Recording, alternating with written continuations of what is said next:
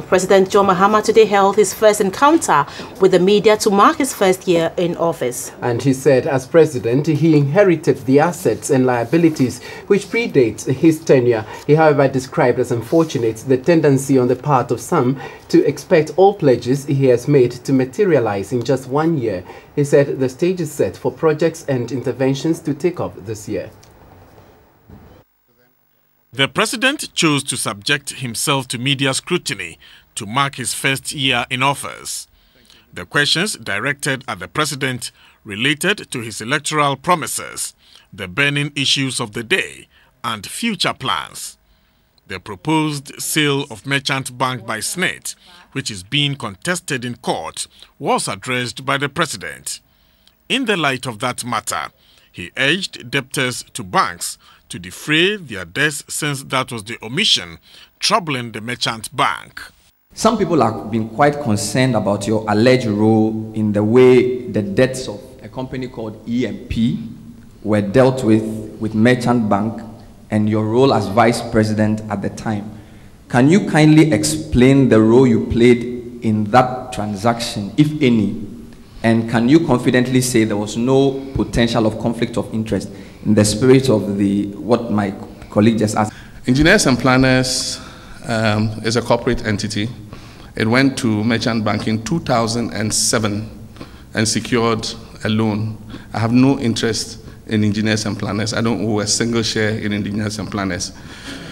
And it was giving this loan for reasons that are between Engineers and Planners and Merchant Bank. They defaulted in paying the facility. As vice president, our attention was drawn to the fact that Merchant Bank was in trouble and that Merchant Bank could collapse because of the debts that were owed to it.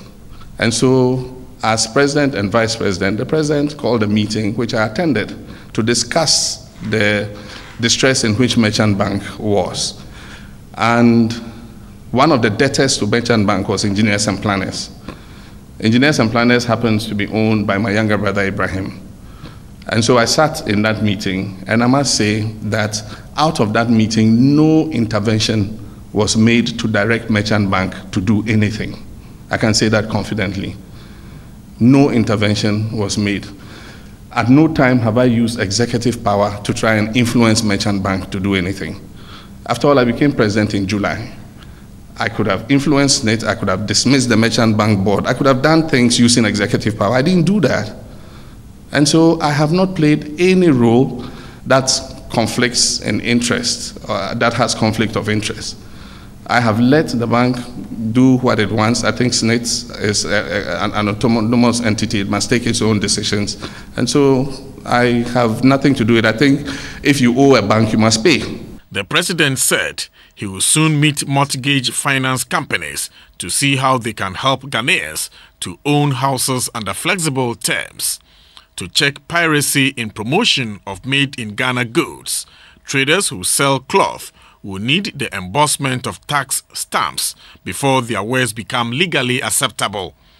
On illegal mining or galamsey, the president noted that the next phase of the fight against their environmentally unfriendly activities is restoration.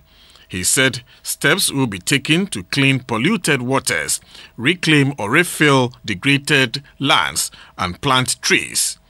He intends to create jobs through an entrepreneurial assistance program where youth with viable proposals will be given some seed money and guided by experts.